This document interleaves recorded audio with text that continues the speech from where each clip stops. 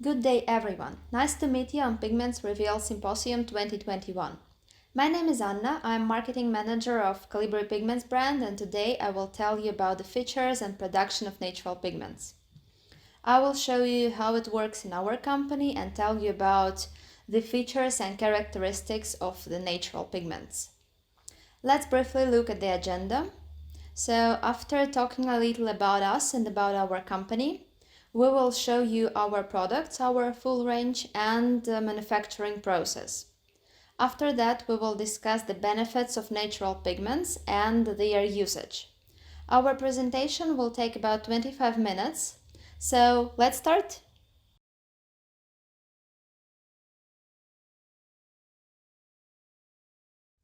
The name of our company is Entredrus LLC, and our products are being sold under the brand Colibri Premium Pigments. We are located in Moscow, Russia. Our company was formed in the late 90s as a part of a large mining structure operating in CIS countries. Unfortunately, the period from the late 90s to the early 2000s was really difficult in Russia, and due to a number of circumstances, the group of companies collapsed and our company became private. At that time, we were producing about 15 natural pigments, but thanks to collaborations in the past, we had good relationships with many mining companies throughout the country. During the period from 2003 to 2010, we were able to restore the extraction and processing of raw materials, and we've increased the range of our natural pigments to 60 positions. Until 2015, we only dealt with the wholesale market, which is still the main one for our company. Our main wholesale customers are restorers, also paint manufacturers, and manufacturers of handmade watercolors, which are gaining popularity recently.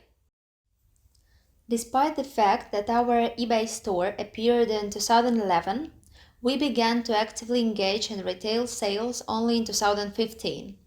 Since then, we have started to carry accounts on Instagram, Pinterest, and we've also opened a store on Etsy. In the nearest future, we are planning to launch our website.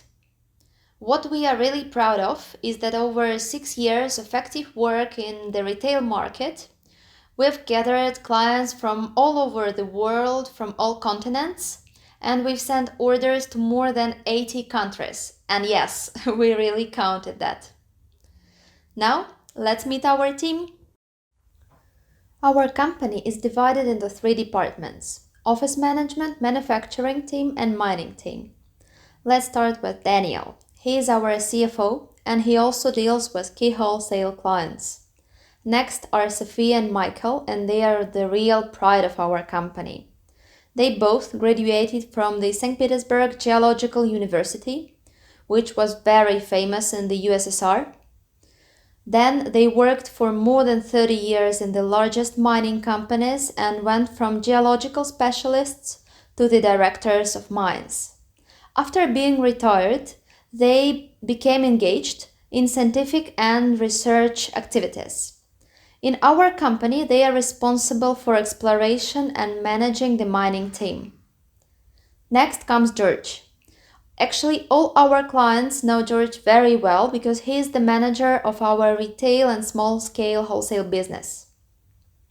Anna is our accountant, and she's responsible for all finances in the company. Then comes Andrew, who is the manager of the production department, and he monitors the quality of raw materials and final product. Anna, it's me. I'm responsible for marketing and PR. Then comes Maria, who is our social media manager, and she is promoting our Colibri Pigments brand in social networks. Our production team consists of 6 people, and we also have internships for geology students. Since now we have a very difficult time, actually the mining season, we cannot bring everyone together to take a photo because some of our employees are on the field work. However, we will definitely show you a photo of our production team later in our Instagram account. Our mining team can have up to 100 people at the height of the mining season. This seems like a huge figure, but we should take into account that this is a seasonal job. Starting in autumn, the extraction of raw materials is gradually decreasing. In many regions of Russia, by November, the temperature can reach minus 20 degrees Celsius, which means that even the earth turns into solid stone and the extraction of minerals becomes almost impossible. Therefore, from spring to the end of summer, we stock up on raw materials for the year ahead. Let's now move forward and see what kind of pigments we produce. Currently, our company sells 85 pigments, from which 60 are natural and 25 are artificial. Today we will discuss only natural pigments. If you want to get a complete list of our range, please contact us. We will show our contacts at the end of the presentation. So, talking about the types of pigments, they can be divided into natural and artificial, and natural pigments can be divided into three main types. These are mineral, earth, and organic. Let's start from organic because in this category we have only one pigment. Carmine, also called cochineal, is a pigment of a bright red color obtained from carminic acid. It is also a general term for a particularly deep red color.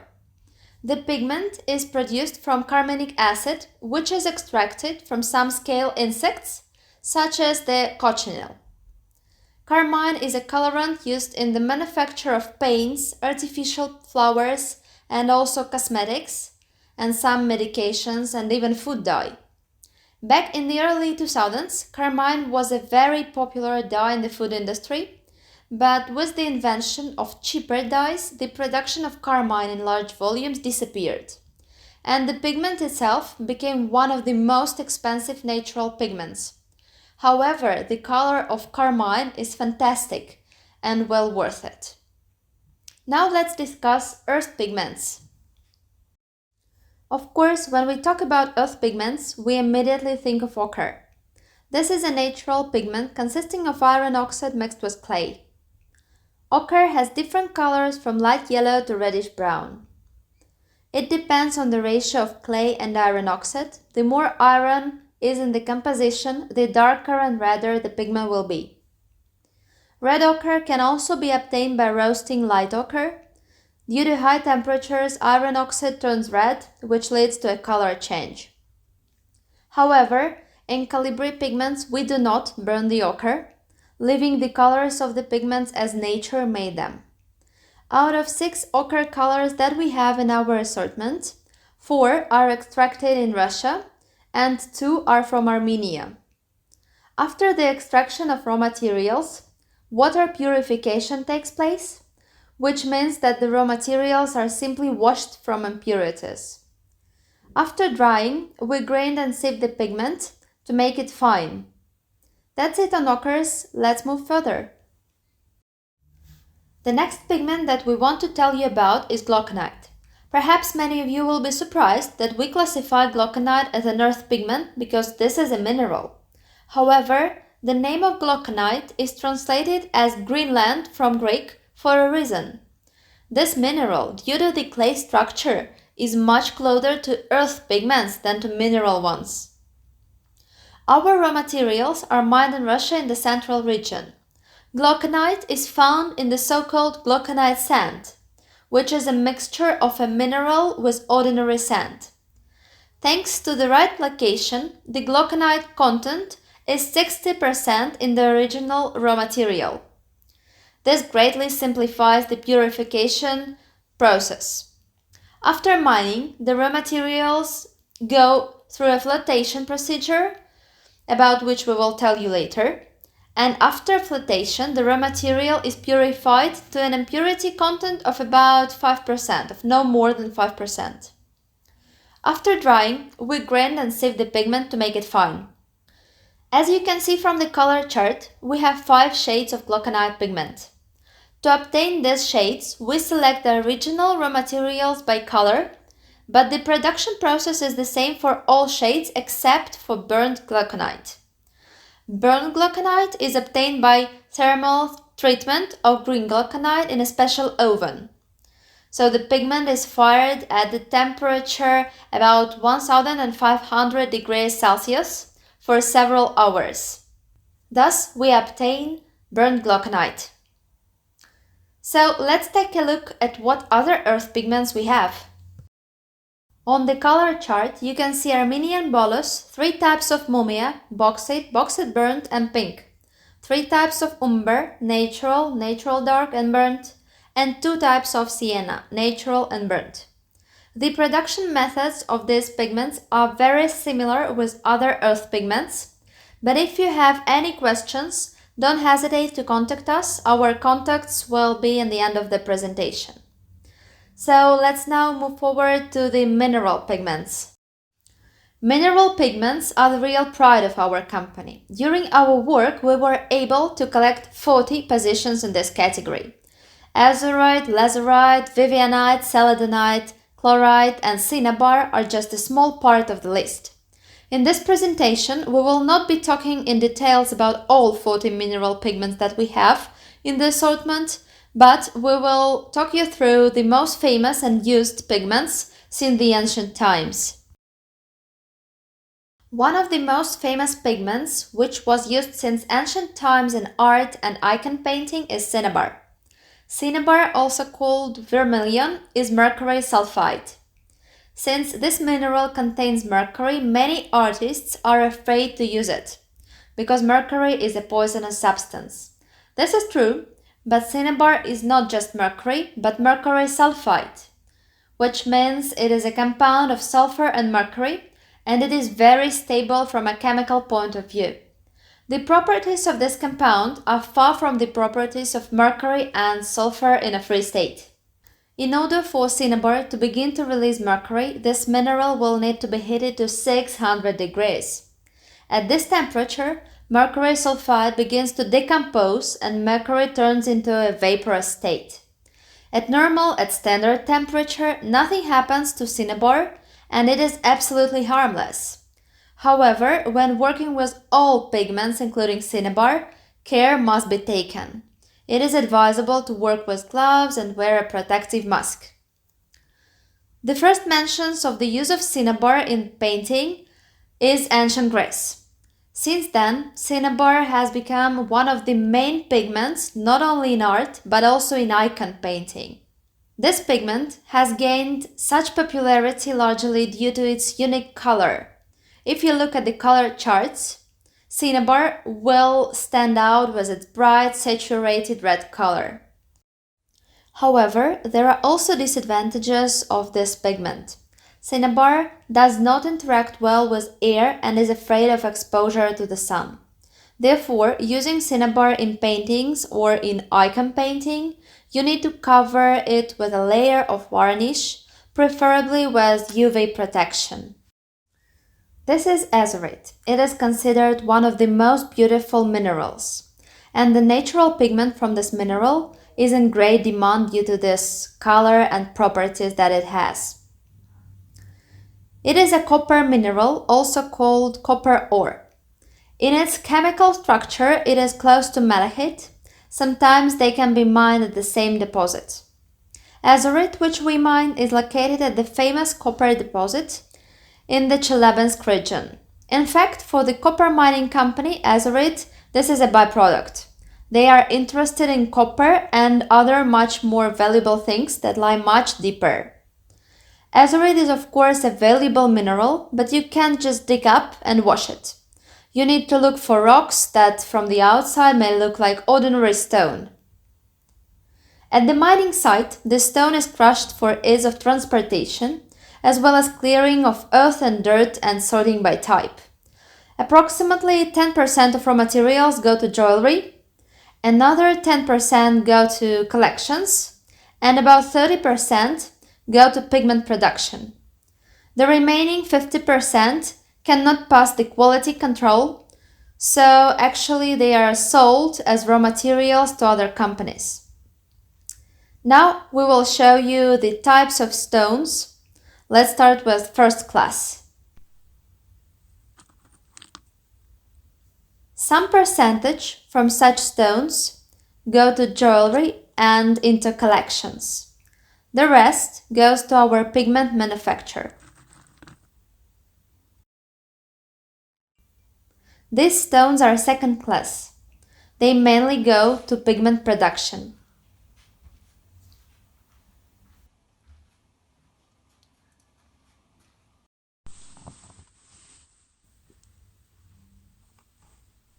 Now you can see the stones that do not pass our quality control, and we sell them as raw materials to other companies.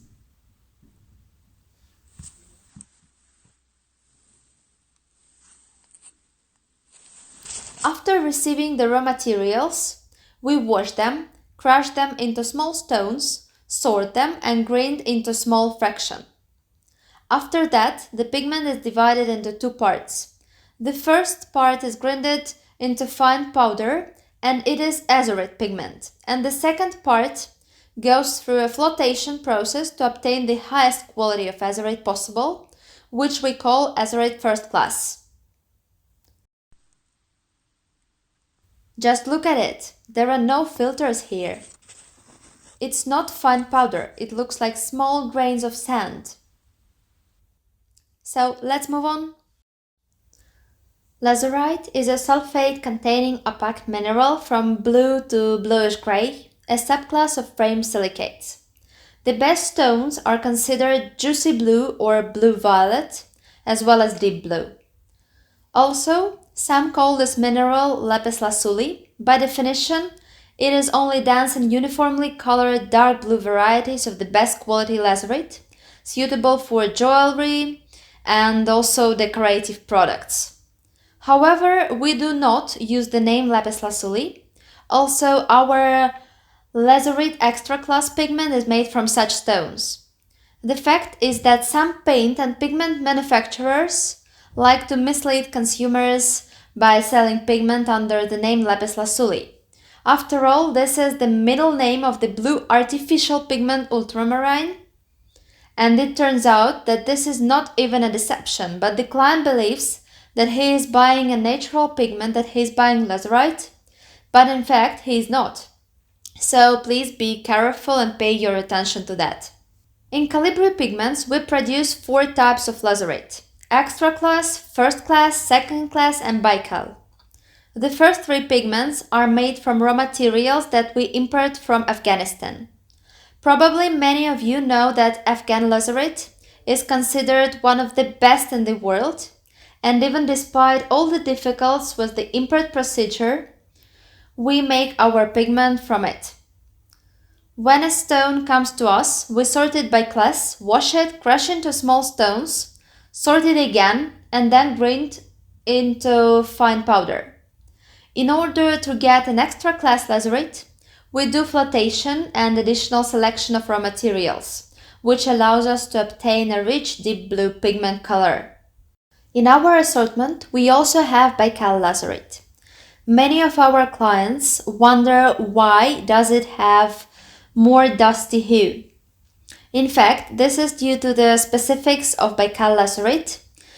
We extract it in the area of Lake Baikal in Russia, and this lazurite contains a lot of quartz, and it is not quartz particles outside the mineral, but quartz that is interspersed in the mineral itself, so it is almost impossible to separate quartz and lazurite. Because of this, lazurite bical is much lighter and has an elegant dusty hue, which many artists love. In fact, the process of producing lazurite is very similar to azurite and other mineral pigments. The difference lies only in the quality of the raw materials that we receive. It means how many more cleaning procedures do we have to make in order to get the pure raw materials from which we can make the pigments of very high quality. Therefore, now we can move forward and we will tell you about our manufacturing process. The production process starts from mining raw materials. However, this process looks more boring than it might seem. Most of the minerals that we have shown do not lie under the ground with a bunch of beautiful stones. They are usually hidden from view, and most of the places where various minerals are mined look very similar. Usually, this process looks like this. In this field, excavators, dump trucks and tractors are used to excavate, crushing and export raw materials. Gradually, the flat deposit turns into a funnel. The video shows you a young deposit, which is a little over a year old. Now we want to show you how we make pigments. Our production is located near the capital of Russia, Moscow. As we've already said, in most cases the raw material comes to us for production after going through some processing, washing from soil and sand, and coarse crushing. Let's consider the first stages of production. In this video, you can see the work of the crushing machine. In this case, lazurite stones are in the work. At the exit, we get small stones that after sorting will go for further grinding. The sound of the machine is quite loud. Our employees work most of the time in special headphones, so that you may also notice protective uniform, a respirator and goggles.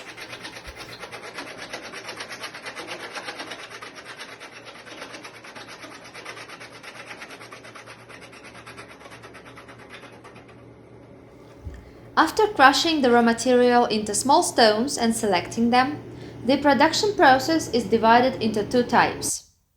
The first is the further crushing of stones to a fine powder in ball mills. A ball mill is a drum with balls of different sizes inside.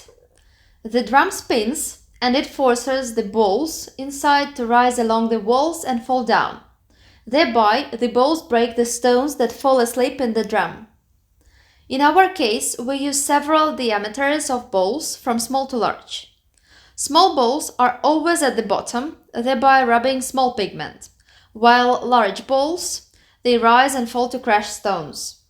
By varying the speed of rotation of the drum, we can get a different effect of the balls on the stones. Thereby, we can obtain a different grinding of the pigment. The diagram shows how the balls behave inside the mill. Typical mill operation cycle is 4 hours. Maximum raw material capacity in one mill is 15 kilograms. All earth pigments and most of the mineral pigments are made in this way. Let's see how it works. The drum is hidden by a special case with a cover for safety reasons. When the lid is opened, the sensor is triggered and the drum stops rotating.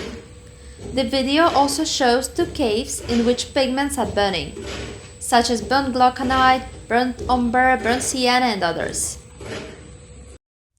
The second way of crushing pigments is a planetary mill, or as we call it, glasses mill.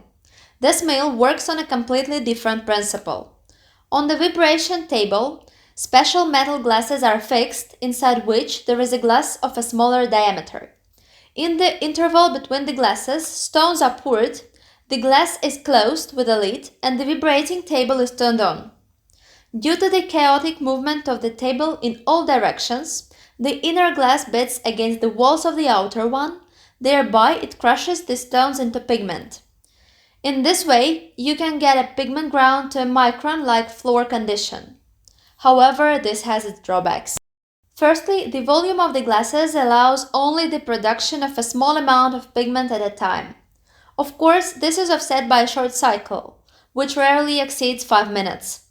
However, using this method, the main disadvantage is the risk of rubbing the pigment more than necessary. In this case, the crystal lattice of the mineral is destroyed and the pigment just loses its color. It turns pale. On such equipment, we produce only solid mineral pigments: lazurite, azurite, malachite, dioptase, and so on. We have very little time left, so let's sum up. Beautifully colored minerals have attracted human attention since ancient times. They were used not only as decorations, but already in ancient times they learned how to make paints out of them. After dozens of centuries, the colors of the ancient Egyptians, Greeks, and other tribes and people have not lost their original brightness and durability. The first mineral dyes were multicolored natural ochre, lazurite, and cinnabar. Let's consider Girl with a Pearl Earring, an oil painting by Dutch Golden Age painter Johannes Vermeer, dated 1665 as an example. To obtain oil paints in the 17th century, artists or their assistants mixed coloring pigments with oil, which was often obtained from flax. During the restoration in 1994, the painting was examined by scientists to determine the components of the paint that was used to paint the painting. The scientists managed to find out that the red pigment on the lips and cheeks of a girl is based on cinnabar. The red dye that the artist used to work with the face of the girl is carmine. The girl's short, the whites of her eyes, highlights on a scarf and a highlight on a pearl are painted using white lead. Vermeer also actively used lapis lazuli. With blue paint based on it, the artist not only painted a scarf on the girl's head, but also folds of clothes.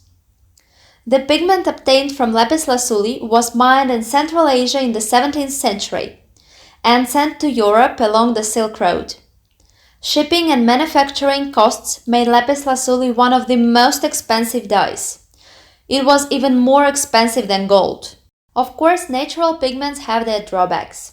You need to be careful when working with them. Some pigments are quite demanding on the quality of the binder, and of course, natural pigments are more expensive than artificial ones. However, no synthetic pigment will give you the color that nature itself created. Making paint from natural pigments, you can be sure that your painting will not lose its color, structure, and saturation for hundreds of years. So, our presentation is coming to an end. In conclusion, I would like to express my gratitude to the organizers of the symposium for the work done. Our team hopes that such events will be held regularly, and next time we will tell you and show much more. I would also like to tell you about our immediate plans. We are launching our website in the nearest future to make the buying process for our pigments more convenient for everyone. So we have several new minerals in development right now, so we are looking forward to an increase in the assortment soon. To follow our news, subscribe to our Instagram account or follow the link where all our social networks will be indicated. Contact us if you have any questions and we will be happy to help you. Thank you again for your attention and see you later. Bye bye!